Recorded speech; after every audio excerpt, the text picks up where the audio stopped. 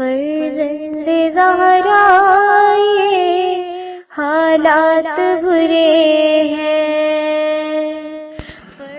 کاشانۂ بصیرت ایک ایسا مکمل یوٹیوب چینل جس پر محروم بصارت کے لیے بالخصوص اور تمام افراد کے لیے بالعموم سینکڑوں کی تعداد میں اسلامی کتب دستیاب ہیں۔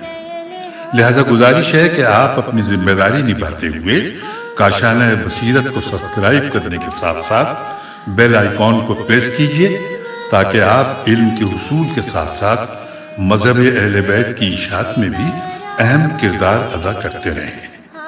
کاشانۂ بصیرت، کاشانۂ بصیرت، کاشانۂ بصیرت۔ فرزند زہرا یہ حالات برے ہیں۔ السلام علیکم ورحمۃ اللہ وبرکاتہ۔ سامعین، آپ سماعت فرما رہے ہیں تاریخ اسلام میں بی بی عائشہ کا کردار، جلد دوم۔ مؤلف ہیں علامہ سید مرتضیٰ عسکری صاحب، مترجم ہیں عطا محمد سردار نیہ صاحب۔ آج آپ کے سامنے ہم اس کی نویں ریکارڈنگ پیش کر رہے ہیں۔ عنوان ہے ایک عجیب داستان۔ مشہور مورخ مدائنی اس طرح لکھتا ہے کہ راوی بیان کرتا ہے کہ میں نے بصرہ میں ایسے شخص کو دیکھا جس کے کان کٹے ہوئے تھے۔ میں نے اس سے کان ضائع ہونے کی وجہ پوچھی۔ اس نے جواب میں کہا کہ میں جنگ جمل ختم ہونے کے بعد مقتولوں کے درمیان سے گزر رہا تھا۔ اس ہنگام میری نظر ایک ایسے شخص پر پڑی جس کی سانس چل رہی تھی۔ وہ اپنے بدن کو حرکت دیتے ہوئے یہ اشعار پڑھ رہا تھا: ہماری ماں عائشہ نے ہمیں موت کے منہ میں ڈھکیل دیا جبکہ ہم ان کے فرمان سے منہ نہیں پھرا رہے تھے اور جاں بازی کے ساتھ ان کے سامنے بڑھ بڑھ کے جنگ کر رہے تھے، یہاں تک کہ ہم موت سے سیراب ہوئے۔ ہم قبیلہ ضبا والوں سے اپنی ماں کے سامنے اس طرح رزم آرائی کی کہ ان کے ساتھیوں کو اور ان کو دوسروں کی حمایت کی ضرورت نہیں رہی۔ ہم پر افسوس ہے کہ بنی تیم کے مٹھی بھر افراد جو غلاموں اور کنیزوں کی طرح تھے، ہم نے ایسے ذلیلوں کی اطاعت کی۔ وہ شخص نزع کے عالم میں اسی طرح اشعار پڑھتا رہا۔ میں نے حیرت سے پوچھا، اے شخص، کیا یہ وقت شعر گنگنانے کا ہے؟ زبان پر کلمہ توحید اور شہادتین جاری کرو، لا الہ الا اللہ کہو۔ اس نے مجھے جواب دیا، اے فحاشہ کے جنے، تو کیا بک رہا ہے؟ تو چاہتا ہے کہ موت کے وقت میں اظہار بے چارگی کروں؟ میں اس سے علیحدہ ہونا چاہتا تھا کہ اس نے کہا، مجھے کلمہ شہادتین پڑھاؤ۔ میں اسے شہادتین پڑھانے کے لیے قریب ہوا تو جھپٹ کر اس نے میرا کان دانتوں سے دبا لیا اور جڑ سے اکھاڑ ڈالا۔ میں درد سے چلانے لگا اور برا بھلا کہنے لگا، لعن طعن کرنے لگا تو بولا، اس لعن طعن سے فائدہ کیا ہے؟ اگر تم اپنی ماں کے پاس جانا اور وہ پوچھے کہ کس نے تمہاری یہ گدھ بنائی تو جواب دینا کہ عمیر بن احلب ضبی نے، اسی عمیر نے جو عائشہ جیسی عورت کے فریب کا شکار ہوا، جو حکومت پر قبضہ کر کر امیر المومنین بننا چاہتی تھی۔ یہ روایت مروج الذہب در حاشیہ کامل، جلد نمبر 5 صفحہ نمبر 199، کامل بن اثیر جلد نمبر 3 صفحہ نمبر 100 پر موجود ہے۔ طبری نے یہ داستان اس طرح لکھی ہے کہ ایک دوستدار علی کا بیان ہے کہ میں نے میدان جنگ میں ایک زخمی شخص کو دیکھا جو اپنے خون میں نہایا ہوا تڑپ رہا تھا۔ وہ اپنی آخری سانسیں گن رہا تھا لیکن اسی حال میں اشعار بھی گنگنا رہا تھا۔ میرے اوپر اس کی نظر پڑی تو بولا، آؤ ذرا مجھے کلمہ شہادتین پڑھا دو۔ میں اس کے پاس پہنچا، پوچھا، کس شہر اور قوم سے تمہارا تعلق ہے؟ میں نے کہا، کوفے کا باشندہ ہوں۔ بولا، ذرا اپنا سر میرے قریب لاؤ تاکہ تمہاری بات اچھی طرح سنوں۔ میں نے قریب کیا تو جھپٹ کر دانت سے میرے کان پکڑ لیا، اسے جڑ سے اکھاڑ ڈالا۔ یہ روایت طبری کی جلد نمبر 5 صفحہ نمبر 213 پر ہے۔ عنوان ہے رجز خوانیہ۔ ابن ابی الحدید معتزلی نے مدائنی اور واقدی کے حوالے سے لکھا ہے کہ مارکہ آرائیوں کی تاریخ میں جنگ جمل سے زیادہ کوئی ایسی جنگ نہیں جس میں اس سے زیادہ سب سے زیادہ رجز خوانیاں نہ ہوئی ہوں۔ زیادہ تر رجز بنی زابا اور بنی ازد نے پڑھے۔ یہ دونوں قبیلے مہار شطر تھامے ہوئے حمایت میں رجز پڑھ کر دوسروں کو جنگ کر ابھار رہے تھے۔ اس کے چند نمونے ملاحظہ کریں۔ ابن ابی الحدید بحوالہ واقدی و مدائنی نقل کرتا ہے کہ لشکر بصرہ عائشہ کے اونٹ کے گرد حلقہ کیے ہوئے تھا۔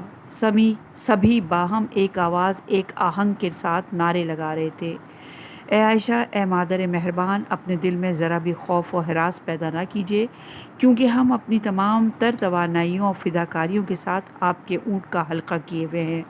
ہم اسے ہر قسم کے خطرے سے بچائیں گے۔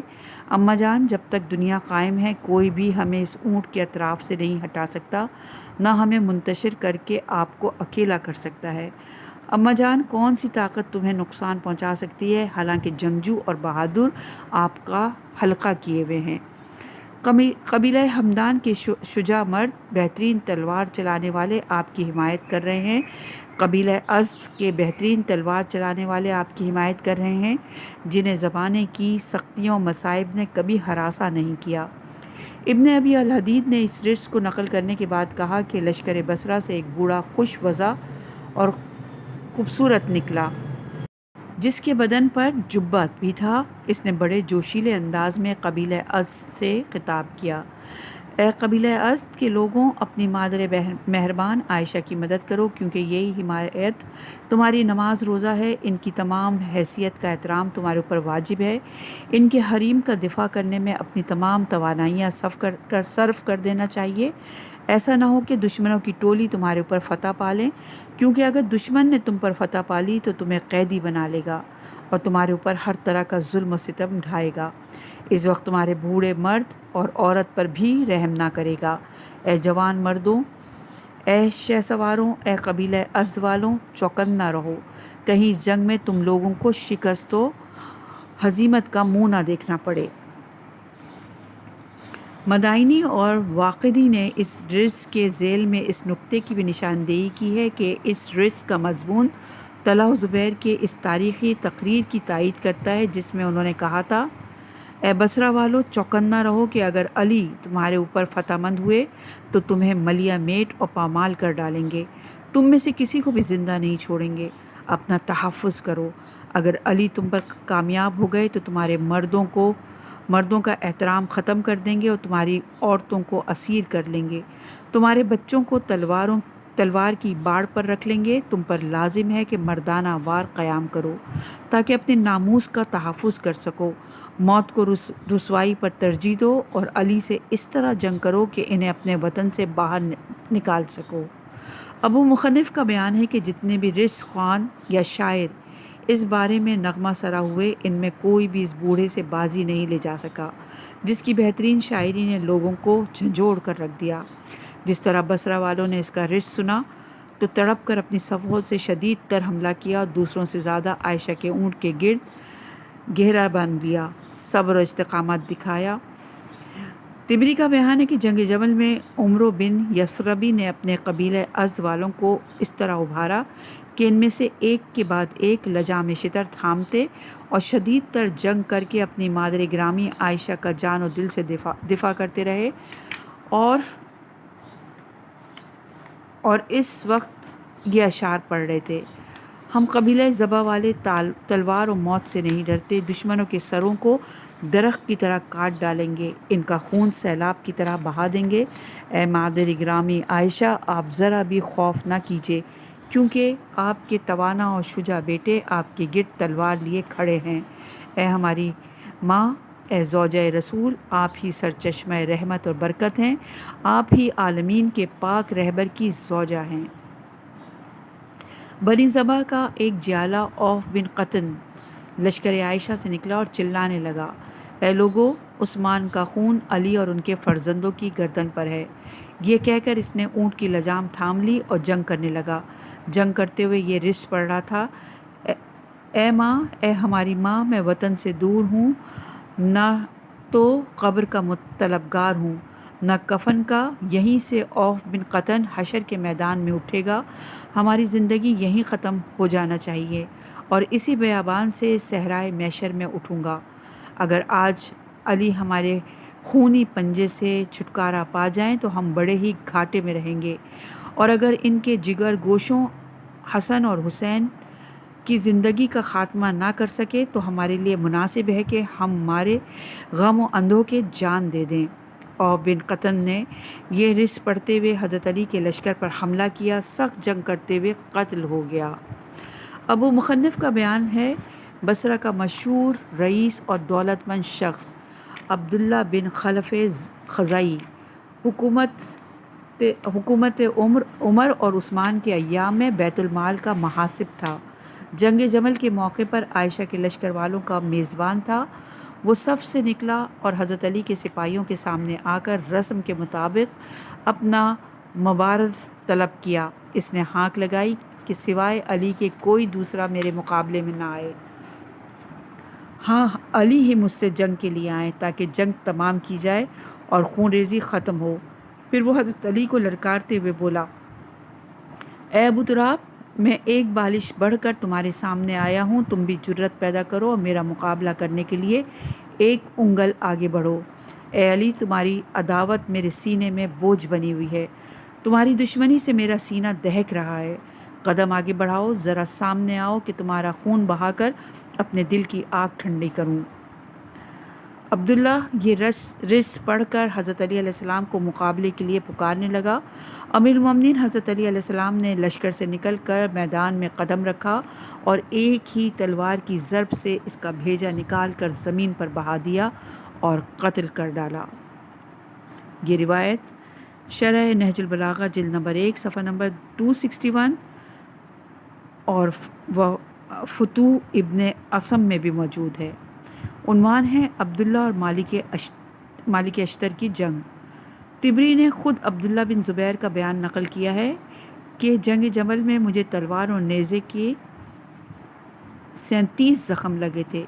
اگرچہ اس دن میرے لشکر کی کثرت تعداد کے اعتبار سے یہ حالت تھی کہ سیاہ پہاڑ نظر آتا تھا جو کسی بھی طاقت سے شکست کھانے والے نہیں تھا۔ اس حالت میں ہمیں ایسی شکست ہوئی جس کی مثال نظر نہیں آتی۔ ابن زبیر مزید کہتا ہے کہ اس جنگ میں جو بھی اونٹ کی لجام ہاتھ میں لیتا وہیں ڈھیر ہو جاتا تھا۔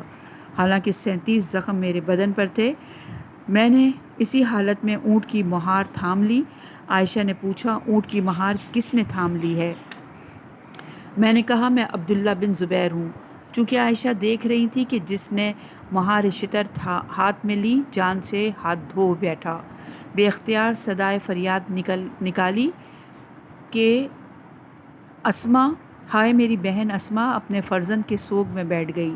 عبداللہ کہتے ہیں کہ میں اسی درمیان میری نظر مالک اشتر پر پڑی، میں اسے پہچان کر اس سے گدھ گیا، یہاں تک کہ دونوں ہی زمین پر گر گئے۔ میں چلانے لگا، لوگوں، مالک کو قتل کر دو، اسے قتل کر دو، چاہے مجھے بھی قتل ہونا پڑے۔ دونوں طرف سے لشکر سے ڈھیر سارے افراد جمع ہو گئے، ہر ایک اپنے اپنے سپاہی کی دفاع میں کوشش کر رہا تھا۔ ہم دونوں ایک دوسرے کی دھینگا مشتی میں اس قدر تھک گئے تھے کہ ایک دوسرے سے علیحدہ ہونے کے بعد میری اتنی طاقت نہیں تھی کہ اونٹ کی مہار تھام سکوں۔ واقدی نے مالک اشتر اور ابن زبیر کی جنگ کا حال یوں نقل کیا کہ عبداللہ جنگ کی غرض سے میدان میں آئے، حضرت علی علیہ السلام کے لشکر کے مقابل کھڑے ہو کر اپنا مقابل طلب کیا۔ ان سے مقابلے کے لیے مالک اشتر کھڑے ہوئے۔ جب یہ دونوں جیالے ایک دوسرے کے آمنے سامنے ہوئے تو عائشہ نے کہا، عبداللہ سے مقابلے کے لیے کون آیا ہے؟ لوگوں نے کہا، اشتر۔ عائشہ نے اشتر کا نام سن کر بے اختیار نعرہ لگایا، اسما۔ بالآخر دونوں بہادروں میں جنگ ہونے لگی، تلواریں ایک دوسرے سے ٹکرانے لگیں، ایک دوسرے کے بدن زخموں سے چور ہونے لگے، یہاں تک کہ تلواریں بیکار ہو گئیں۔ مالک اشتر بوڑھے تھے، اسی کے ساتھ بھوکے بھی تھے، کیونکہ وہ جنگ کے موقع پر 3 دن برابر کھانا نہیں کھاتے تھے۔ اس حالت میں بھی عبداللہ کو زمین پر گرا دیا اور کے سینے پہ چڑھ بیٹھے۔ اسی ہنگام دونوں طرف سے لشکر سے لوگ وہاں جمع ہو گئے۔ عبداللہ کے ساتھی اس کی نجات کے لیے کوشاں تھے۔ مالک اشتر کے ساتھی بھی ان کے چھڑانے کی کوشش کر رہے تھے۔ واللہ، ابن زبیر زور سے چلایا، لوگوں، مالک اشتر کو قتل کر دو، چاہے اس میں مجھے بھی قتل ہونا پڑے۔ لیکن اس وقت دونوں کے لشکر سے اتنے لوگ جمع ہو گئے تھے کہ میدان کی حالت آشفتہ تھی۔ لوگ ان دونوں کی تشخیص کرنے سے قاصر تھے، اس وجہ سے دونوں کی جنگ طول پکڑتی گئی۔ آخر کسی نہ کسی طرح عبداللہ بن زبیر نے اپنے کو مالک اشتر کے چنگل سے نکالا اور میدان سے فرار کر گئے۔ صاحب عقد الفرید نے اس واقعے کے بعد عبداللہ بن زبیر کا بیان نقل کیا کہ مالک اشتر نے مجھے دبوچ کر گڑھے میں ڈال دیا اور کہا، اے عبداللہ، اگر تیری رشتہ داری رسول خدا صلی اللہ علیہ وآلہ وسلم سے نہ ہوتی تو تیرے بدن کے جوڑ جوڑ علیحدہ کر دیتا۔ حاشیے میں لکھا ہے کہ عبداللہ کے باپ زبیر کی ماں صفیہ جناب رسول خدا صلی اللہ علیہ وآلہ وسلم کی پھوپھی تھی۔ اسی رشتہ داری کی وجہ سے مالک اشتر نے ابن زبیر کو قتل نہیں کیا۔ طبری نے علقمہ کا بیان نقل کیا ہے کہ میں نے ایک دن مالک اشتر سے پوچھا، تم قتل عثمان کے مخالف تھے، تم نے کیسے جنگ جمل میں شرکت کی جس میں ہزاروں افراد قتل کیے گئے؟ مالک نے میرا جواب دیا، جب لشکر عائشہ نے علی کی بیعت کی اور پھر اپنی ہی بیعت توڑ دی تو ایسی بیعت شکنی اور علی کی مخالفت نے مجھے اس جنگ میں شریک ہونے پر آمادہ کیا، لیکن میں سب سے زیادہ گناہگار اور خطاکار عبداللہ بن زبیر کا تھا، کیونکہ اس نے عائشہ کو علی سے جنگ کر ابھارا۔ وہی تھا جس نے اپنے باپ کو علی سے جنگ کرنے کے لیے بھڑکایا۔ عائشہ اور زبیر دونوں ہی جنگ سے دستبردار ہو گئے تھے۔ ان دونوں کو اسی ابن زبیر نے دوبارہ میدان جنگ میں گھسیٹا۔ میں خدا سے دعا کرتا تھا کہ اسے قیدی بنا لوں اور اسی کے کرتوتوں کی سزا دوں۔ خدا نے بھی میری دعا سن لی اور موقع غنیمت دیکھ کر گھوڑے پر سوار ہوا اور بھرپور قوت کے ساتھ اس پر تلوار کی ضرب لگا کر اسے گرا دیا اور ذلت کی خاک چٹائی۔ ایک دن علقمہ نے مالک سے پوچھا کہ عبداللہ بن زبیر نے کہا تھا کہ مالک کو قتل کر دو چاہے مجھے بھی قتل ہونا پڑے۔ مالک نے جواب دیا، نہیں، یہ جملہ اس نے نہیں کہا تھا، کیونکہ میں عبداللہ کو قتل نہ کرتا، صرف ایک تلوار چلا کر ہاتھ روک لیا تھا۔ میرے دل میں خیال آیا اور میرے جذبات اس کے بارے میں بھڑکے اٹھے، اس کے بعد میں نے اس کے قتل کا ارادہ بدل دیا۔ اس کے بعد مالک نے کہا، اصل میں یہ جملہ مذکورہ عبد الرحمن بن عتاب نے کہا تھا۔ اس دن وہ چلا کر بولا، مجھے اور مالک دونوں کو قتل کر دو۔ اس کا مقصد یہ تھا کہ مالک کو قتل کر دو چاہے اس کے ساتھ مجھے بھی قتل ہونا پڑے، لیکن میدان جنگ کی حالت اس قدر درہم برہم تھی کہ عبداللہ کے ساتھیوں کو میری پہچان نہ ہو سکی، ورنہ مجھے تو قتل کر ہی دیتے۔ طبری کا بیان ہے کہ جنگ جمل میں عبداللہ بن زبیر کو بہت زیادہ زخم لگے تھے۔ اس نے اپنے آپ کو مقتولوں کے درمیان ڈال دیا تھا۔ جنگ ختم ہونے کے بعد اس کا علاج معالجہ کیا گیا اور زخم ٹھیک ہو گئے۔ جنگ جمل میں عبداللہ اگرچہ قتل تو نہیں ہوا لیکن بے شمار زخموں کی وجہ سے دشمن سے مقابلہ اور جنگی طاقت ختم ہو گئی تھی۔ اس طرح طلحہ و زبیر کے بعد لشکر عائشہ کا تیسرا سپہ سالار بھی بیکار ہو گیا۔ لیکن کسی کے بھی بیکار ہو جانے سے لشکر عائشہ میں کسی قسم کی افراتفری نہیں پھیلی اور جنگ ختم نہیں ہوئی، کیونکہ اس جنگ میں تمام لوگوں کی نظریں عائشہ کے اونٹ پر تھی۔ اس کے ارد گرد خون بہاتے رہے، اس کے قریب شہ سواروں کے سر گرتے رہے، اسی اونٹ کے آگے آگے بصرہ کے جیالے اور سرفروش خزاں رسیدہ پتوں کی طرح گرتے رہے۔ جب تک اونٹ کھڑا تھا، چل پھر رہا تھا، جنگ اور خوریزی جاری تھی، لیکن اکیلے اونٹ کے گرتے ہی، جی ہاں، صرف اسی کے گرنے سے جنگ اور خوریزی ختم ہو گئی۔ اور یہ روایت طبری کی جلد نمبر 5 صفحہ نمبر 210 اور 211 اور شرح نہج البلاغہ کی صفحہ نمبر 871، شرح خطبہ کنتم حنید المراتا کے ذیل میں کامل بن اثیر کی جلد نمبر 3 صفحہ نمبر 99، عقد الفرید کی جلد نمبر 4 صفحہ نمبر 326، الجنت التالیف تاریخ بن اسم مراوج الذہب میں موجود ہے۔ ابو مخنف عنوان ہے، جنگ اپنے شباب پر پہنچ گئی۔ طبری کا بیان ہے کہ حضرت علی علیہ السلام کے میمنہ لشکر نے عائشہ کے میسرہ لشکر پر حملہ کیا اور گھمسان کی جنگ ہونے لگی۔ عائشہ کی جنگ کے زیادہ قبیلے ازد اور ذبح کے افراد تھے، وہ پیچھے ہٹ کر عائشہ کی پناہ پکڑنے لگے، اس طرح وہ ہودج کے ارد گرد جمع ہو گئے۔ اور یہ روایت طبری کی جلد نمبر 5 صفحہ نمبر 207 میں ہے۔ ابو مخنف کا بیان ہے کہ حضرت علی نے مالک اشتر کو حکم دیا کہ فوج دشمن کے میسرے پر حملہ کریں۔ مالک نے میسرے پر حملہ کیا تو صفیں درہم برہم ہو گئیں اور فوجوں نے بھاگ کر عائشہ کے پاس دم لیا۔ میسرے کی جنگ سے قبیلہ ضبا، ازد، عدی، ناجیہ، بحالہ وغیرہ کے تمام افراد نے ایک بار اونٹ کی طرف اپنی توجہ مبذول کی۔ اب وہ اونٹ کی حفاظت کی طرف اپنی ساری توجہ مرکوز کرنے لگے۔ فطری طور سے لشکر علی کے حملہ بھی اسی طرف مرکوز ہو گئے اور یہاں جنگ کا دائرہ تنگ ہو گیا اور گھمسان کی جنگ اور خونریزی ہونے لگی۔ اس کا نتیجہ آخر یہ ہوا کہ عائشہ کے لشکر کو شکست ہوئی، اور یہ روایت شرح نہج البلاغہ ابن ابی الحدید جلد نمبر 2 صفحہ نمبر 88 پر ہے۔ مدائنی اور وغدی جیسے مشہور مورخوں نے بتایا کہ لشکر عائشہ کی صفیں لشکر علی کے پے در پہ حملوں سے درہم برہم ہو گئیں۔ بہادروں نے ہر طرف سے لشکر عائشہ کی طرف اپنی توجہ مرکوز کی، اونٹ اور ہودج کو اپنے گھیرے میں لے لیا۔ اونٹ کی گرد زیادہ تر بنی ضبا اور بنی ازد کے لوگ تھے، وہی سب سے زیادہ جانفشانی کر رہے تھے۔ حضرت علی علیہ السلام کے سپاہیوں نے بھی اپنے حملہ اسی طرف موڑ دیا۔ ایک چھوٹے سے دائرے میں جس کا محور عائشہ کا اونٹ تھا، اسی کا محاصرہ کر لیا گیا۔ حضرت علی کے سپاہیوں نے اپنے حملوں کا نشانہ عائشہ ہی کے اونٹ کو بنا لیا۔ عائشہ کے ساتھی بھی شدت کے ساتھ اس کا دفاع کرنے لگے۔ حضرت علی کے لشکر کے حملے اور لشکر عائشہ کے دفاع کی وجہ سے آگ اور خون سے بھرپور جنگ شروع ہو گئی۔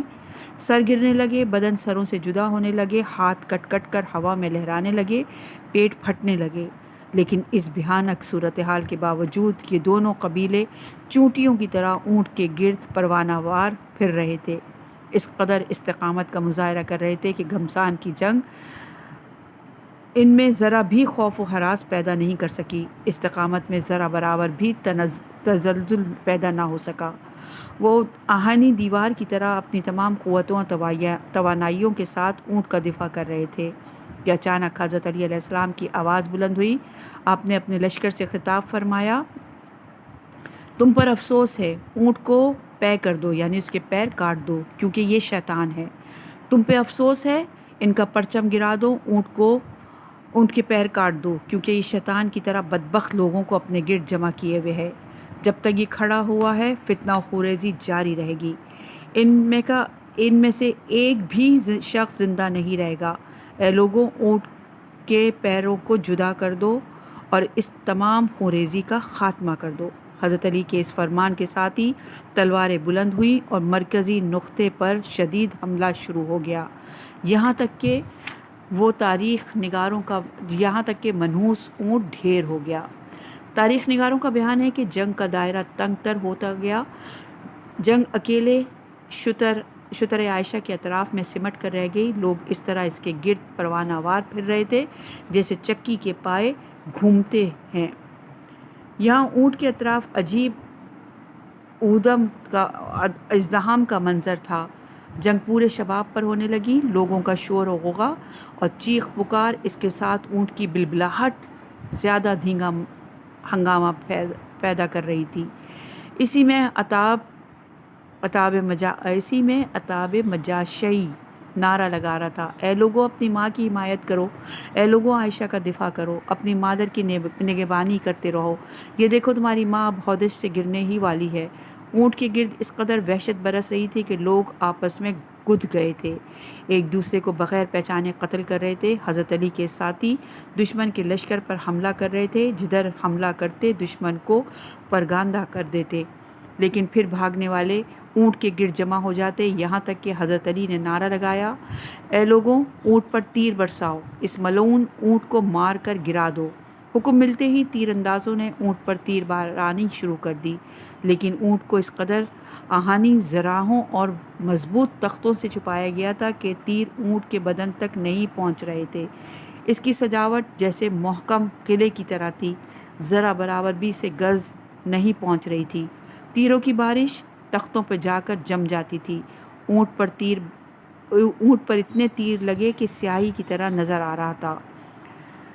ردود لشکر کا شعار، جب عائشہ کے ساتھیوں نے خطرے کا احساس کیا اور شکست نظر آنے لگی اور لشکر علی کی فتح حتمی طریقے سے نظر آنے لگی تو شیر اور رجز کے بجائے شعار لشکر کا نعرہ لگانے لگے، یا سارت العثمان، خون عثمان کا انتقام لینے والوں اٹھ کھڑے ہو۔ سارے لشکر عائشہ کا علامتی نعرہ یہی تھا، ان کے حلق سے یہی آواز نکل رہی تھی، سبھی مل کر چلا رہے تھے یا سارت العثمان۔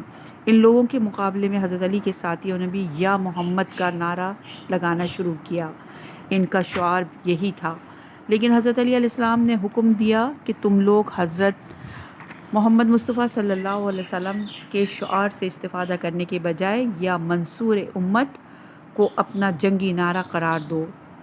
اور یہاں پہ حاشیے میں لکھا ہے کہ یہ شعار وہ ہے جب مسلمانوں نے حکم رسول کے مطابق بعض جنگوں میں استفادہ کیا تھا۔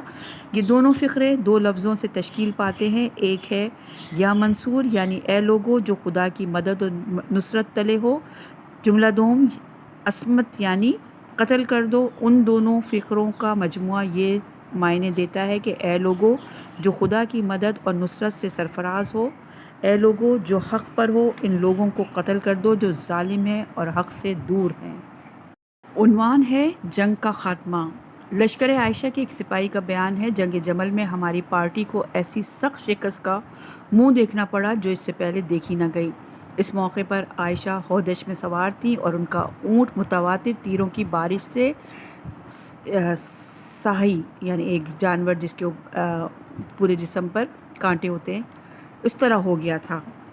اور اس بارے میں ابو مخنف کا بیان ہے کہ صرف اونٹ ہی پر تیروں کی بارش نہیں کی بلکہ عائشہ کا ہودج بھی تیروں کا نشانہ بنایا گیا۔ تیروں کی بارش سے کجاوا بھی کسی خار پشت کی طرح نظر آ رہا تھا۔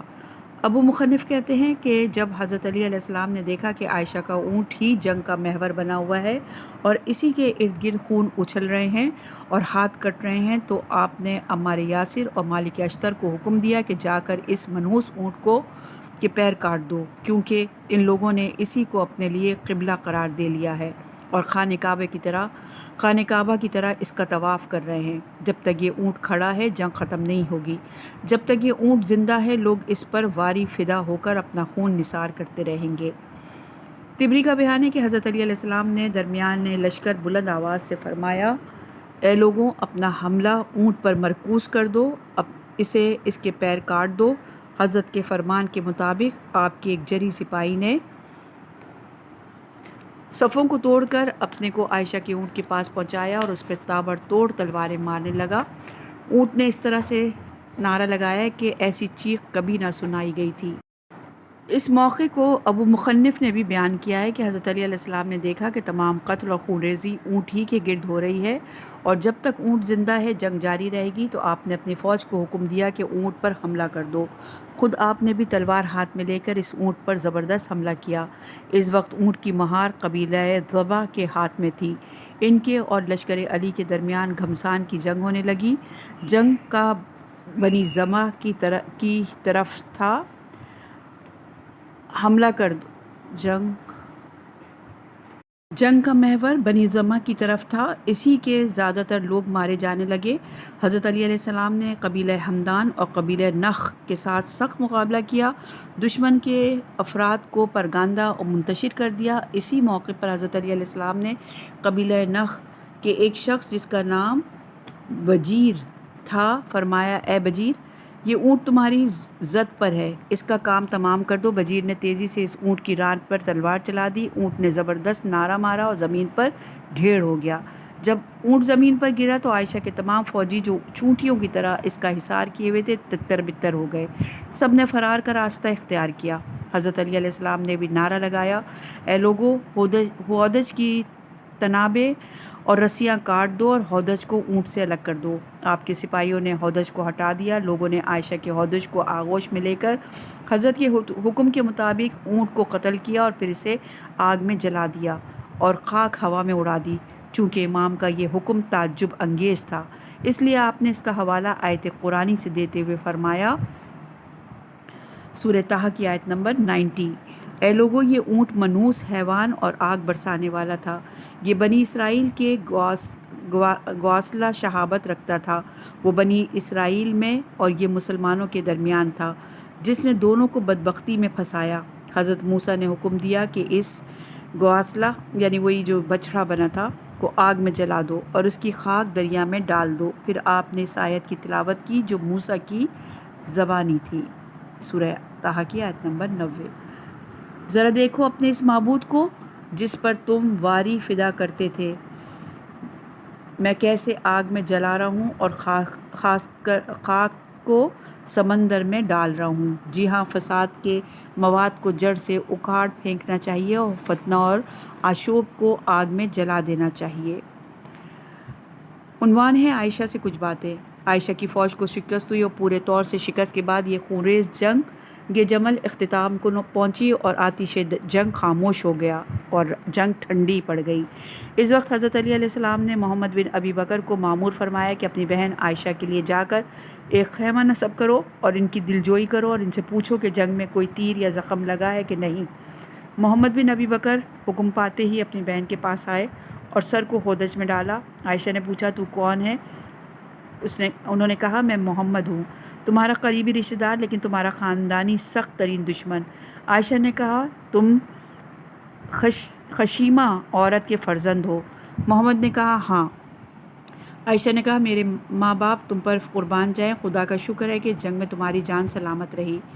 مسعودی کہتا ہے کہ عائشہ نے کہا تم کون ہو؟ تو محمد نے جواب دیا کہ میں محمد ہوں، وہ محمد جو تمہارا قریبی ترین رشتہ دار ہے لیکن تمہارا بدترین دشمن۔ اس کے بعد کہا اے عائشہ امیر المومنین، حضرت علی تمہارا حال احوال پوچھ رہے ہیں اور دلجوئی کے طور پر پوچھا ہے کہ اس جنگ میں تمہیں کوئی زخم تو نہیں لگا ہے؟ عائشہ نے کہا اس جنگ میں صرف ایک تیر مجھے لگا اور وہ بھی کاری اور مؤثر نہیں۔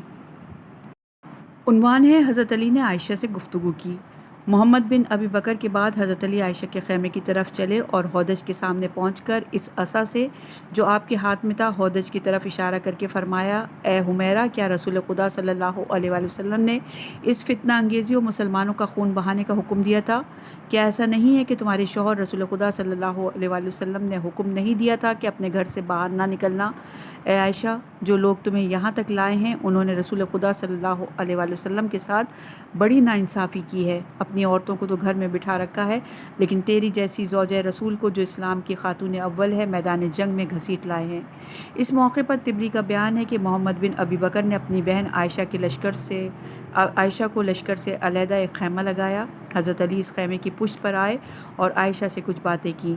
منجملہ ان کے یہ بھی فرمایا کہ اے عائشہ، تم نے لوگوں کو میرے خلاف بھڑکایا کہ مجھ سے جنگ پر آمادہ ہو گئے اور انہیں ہیجان میں لا کر میری دشمنی ان کے دلوں میں ڈال دی کہ وہ خونریزی اور ہنگامے پر آمادہ ہو گئے۔ حضرت علی علیہ السلام کی باتوں پر عائشہ بالکل خاموش رہیں اور کوئی جواب نہیں دیا، صرف اتنا کہا کہ یا علی، اب جب کہ تم نے میرے اوپر قابو پا لیا ہے اب تم صاحب اختیار ہو، معاف کر دینا بہتر ہے۔ عنوان ہے عمار نے عائشہ سے بات کی۔ طبری اور ابن اسیر کہتے ہیں کہ یہاں جنگ ختم ہونے کے بعد عمار نے عائشہ سے ملاقات کی۔ عمار نے کہا اے عائشہ، تم حکم خدا سے کتنی دور ہو گئی ہو؟ رسول خدا صلی اللہ علیہ وآلہ وسلم سے تم نے عہد کیا تھا کہ گھر میں بیٹھو گی اور تم نے مخالفت میں میدان جنگ کا راستہ اختیار کیا، کہاں گوشہ خانہ اور کہاں میدان جنگ؟ عائشہ نے کہا کیا تم ابو یقطان ہو؟ تم تو مجھ سے بہت سختی اور صفائی سے باتیں کر رہے ہو۔ عمار نے کہا ہاں۔ عائشہ نے کہا خدا کی قسم، جب سے تم پہچانے گئے ہو تم نے کبھی حق کے سوا کوئی بات نہیں کی۔ عمار نے کہا اس خدا کا شکر ہے جس نے تمہاری زبان پر میرے بارے میں کلمہ حق جاری کیا۔